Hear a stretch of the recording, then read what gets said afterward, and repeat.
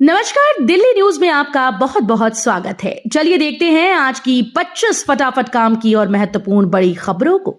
पर इससे पहले वीडियो को लाइक करना बिल्कुल न भूलें। दिल्ली के गरीब परिवारों को राहत, ईडब्ल्यूएस फ्लैट्स में अब मिलेंगे बड़े कमरे और बेहतर सुविधाएं। दिल्ली में आर्थिक रूप से कमजोर वर्ग यानी ईडब्ल्यूएस परिवारों के लिए बड़ी राहत की खबर है। सरकार ने ईडब्ल्यूएस फ्लैट्स के कमरों का आकार बढ़ाने का फैसला किया है।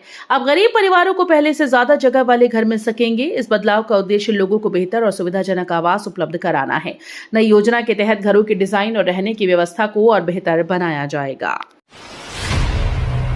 जगन्नाथ रथ यात्रा में भगदड़, 2 श्रद्धालुओं की मौत, सैकड़ों घायल, सीएम ने दिए जांच के आदेश। जगन्नाथ रथ यात्रा के दौरान भगदड़ की दर्दनाक घटना सामने आई। हादसे में 2 श्रद्धालुओं की मौत हो गई जबकि कई लोग घायल हुए।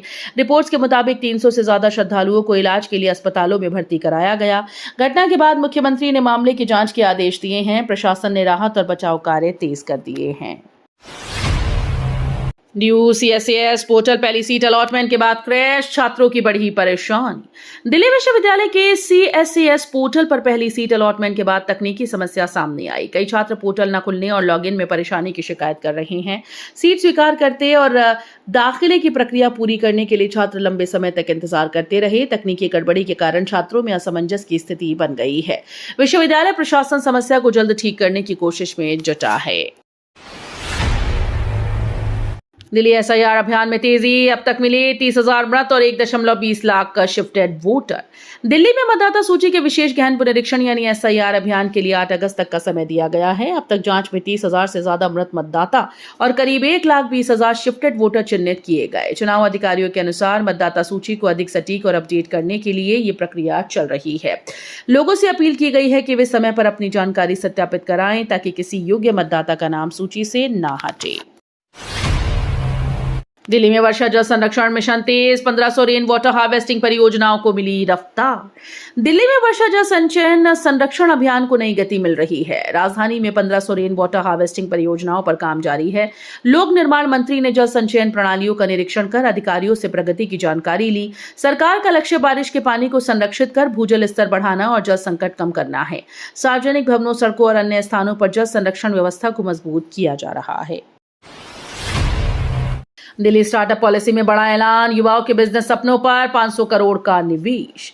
दिल्ली सरकार ने स्टार्टअप को बढ़ावा देने के लिए बड़ी घोषणा की। नई स्टार्टअप पॉलिसी के तहत युवाओं और नए उद्यमियों को प्रोत्साहित करने के लिए करीब 500 करोड़ रुपए निवेश किए जाएंगे।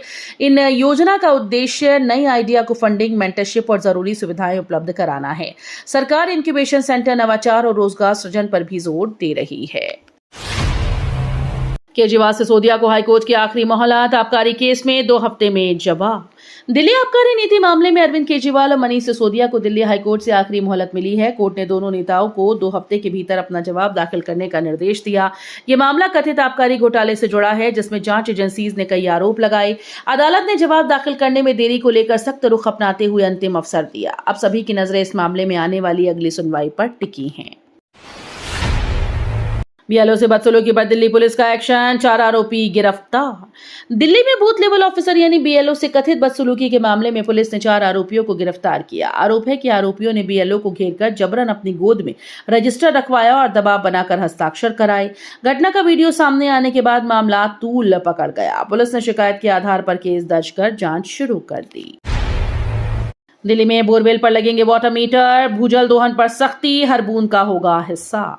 दिल्ली में भूजल के बढ़ते दोहन पर रोक लगाने के लिए बड़ा कदम उठाया गया। बोरवेल पर वाटर मीटर लगाए जाएंगे जिससे निकाले जाने वाले पानी का पूरा रिकॉर्ड रखा जा सकेगा। इस व्यवस्था का उद्देश्य भूजल के मनमाने इस्तेमाल पर रोक लगाना और जल संरक्षण को बढ़ावा देना है।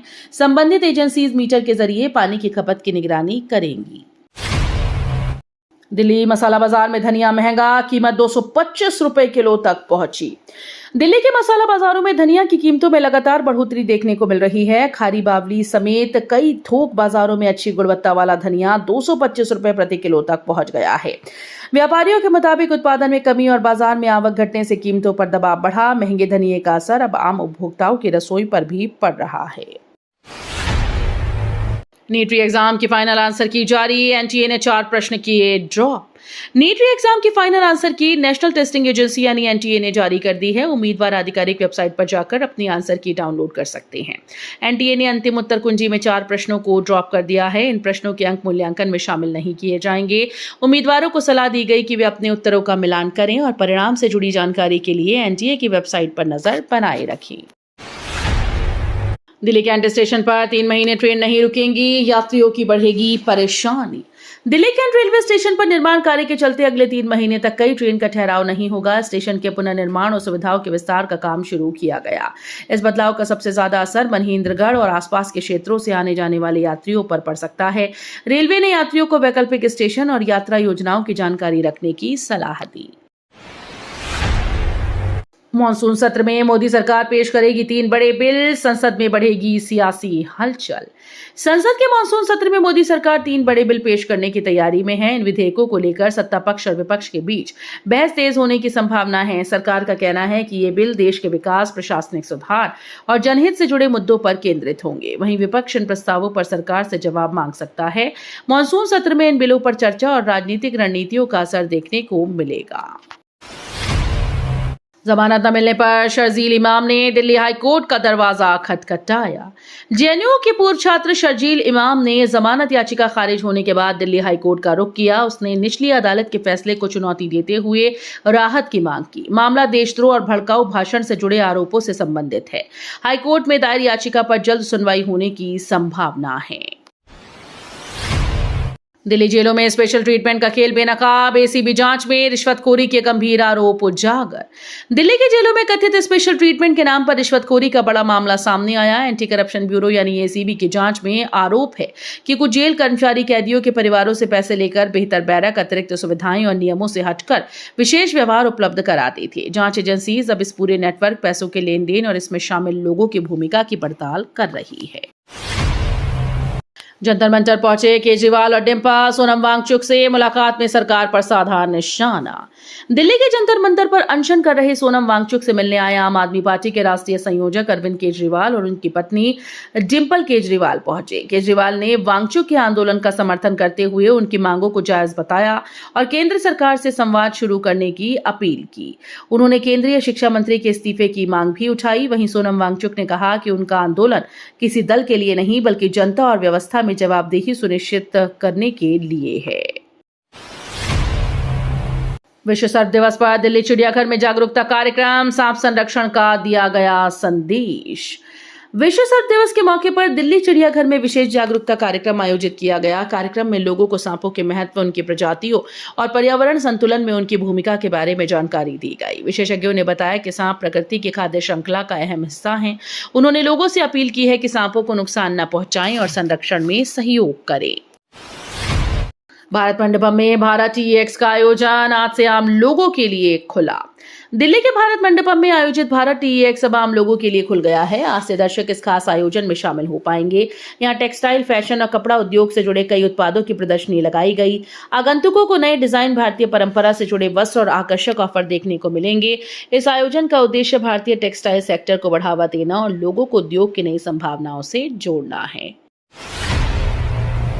गाजियाबाद दिल्ली एलिवेटेड रोड का बदला नाम, अब 11 किलोमीटर मार्ग कहलाएगा राम सेतु। गाजियाबाद को दिल्ली से जोड़ने वाली 11 किलोमीटर लंबी एलिवेटेड रोड का नाम अब बदलकर राम सेतु कर दिया गया। इस महत्वपूर्ण मार्ग को नई पहचान मिलने के बाद स्थानीय लोगों में उत्साह है। यह एलिवेटेड रोड यातायात को सुगम बनाने और सफर का समय कम करने में अहम भूमिका निभा रही है। प्रशासन ने नाम परिवर्तन के साथ इसके महत्व को भी रेखांकित किया है। दिल्ली हाईकोर्ट बार एसोसिएशन ने हड़ताल वापस ली, विवादित प्रस्ताव पर विरोध रहेगा जारी। दिल्ली हाईकोर्ट बार एसोसिएशन ने अपनी प्रस्तावित हड़ताल वापस लेने का फैसला किया। हालांकि एसोसिएशन ने स्पष्ट किया कि जिस विवादित प्रस्ताव का वो विरोध कर रही है उसके खिलाफ उसका आंदोलन जारी रहेगा। बार एसोसिएशन का कहना है कि न्यायिक व्यवस्था और वकीलों के हितों से जुड़े मुद्दों पर वो लगातार अपनी आवाज उठाती रहेगी। हड़ताल वापस लेने के फैसले से अदालतों का कामकाज सामान्य रहेगा। उत्तराखंड में राहुल गांधी के कार्यक्रम में हादसा, कांग्रेस नेता पर गिरा गार्डर, हालत गंभीर। उत्तराखंड में कांग्रेस नेता राहुल गांधी के कार्यक्रम स्थल पर एक बड़ा हादसा हुआ। कार्यक्रम की तैयारियों के दौरान लोहे का गार्डर गिरने से कांग्रेस नेता गंभीर रूप से घायल हो गए। हादसे में गार्डर उनके सिर पर गिरा, जिसके बाद उन्हें तुरंत अस्पताल ले जाया गया। उनकी हालत गंभीर बताई जा रही है और डॉक्टर लगातार निगरानी कर रहे हैं। घटना के बाद मौके पर अफरा तफरी मच गई। जेल से संसद तक इंजीनियर रशीद की एंट्री, एनआईए कोर्ट ने दी सत्र में शामिल होने की अनुमति। बारामूला से सांसद इंजीनियर रशीद अब जेल से सीधे संसद पहुंचेंगे। एनआईए कोर्ट ने उन्हें आगामी सत्र में शामिल होने के लिए कस्टडी पैरोल की इजाजत दे दी है। आतंकी फंडिंग मामले में तिहाड़ जेल में बंद रशीद सांसद बनने के बाद पहली बार सदन की कार्यवाही में हिस्सा लेंगे। कोर्ट के आदेश के अनुसार उन्हें सुरक्षा व्यवस्था के बीच संसद ले जाया जाएगा। गुरुग्राम के 9 सेक्टर्स को जल्द मिलेगी निर्बाध बिजली, 220 केवी बिजली घर संचालन की तैयारी तेज। गुरुग्राम के 9 सेक्टर्स के लोगों को जल्द बेहतर और निर्बाध बिजली आपूर्ति का लाभ मिलने वाला है। 220 केवी क्षमता वाले नए बिजली घर को चालू करने की तैयारी शुरू हो गई। गुरुग्राम महानगर विकास प्राधिकरण ने हरियाणा विद्युत प्रसारण निगम को बिजली केबल बिछाने को मंजूरी दी। इस परियोजना के पूरा होने के बाद बिजली आपूर्ति अधिक स्थिर होगी और ओवरलोडिंग की समस्या में भी राहत मिलने की उम्मीद है। एमसीडी चुनाव हार के बाद आपने 3 महिला पार्षदों को पार्टी से किया सस्पेंड। एमसीडी चुनाव में हार के बाद आम आदमी पार्टी ने बड़ा संगठनात्मक कदम उठाया। पार्टी ने 3 महिला पार्षदों को निलंबित कर दिया है। आपका आरोप है कि इन पार्षदों ने पार्टी लाइन के खिलाफ जाकर क्रॉस वोटिंग की, जिससे चुनाव में नुकसान हुआ। पार्टी ने अनुशासनहीनता को कार्रवाई की वजह बताया। वहीं इस फैसले के बाद दिल्ली की सियासत में हलचल तेज हो गई। रोहिणी पुलिस की बड़ी कार्रवाई, साल भर में 155 अवैध हथियार और 287 कारतूस बरामद। रोहिणी पुलिस ने अवैध हथियारों के खिलाफ बड़ी सफलता हासिल की। इस साल तक अब पुलिस ने 155 अवैध हथियार और 287 जिंदा कारतूस बरामद किए। ये बरामदगी दिल्ली पुलिस के सभी जिलों और यूनिट्स में सबसे अधिक बताई जा रही है। पुलिस अधिकारियों के अनुसार अपराध पर लगाम लगाने के लिए लगातार अभियान चलाए जा रहे हैं। अवैध हथियारों की तस्करी और इस्तेमाल रोकने के लिए विशेष निगरानी रखी जा रही है। तो ये थी आज की बड़ी खबरें। रोजाना ऐसे ही सबसे पहले अपडेट पाने के लिए चैनल को सब्सक्राइब करना बिल्कुल न भूलें। धन्यवाद।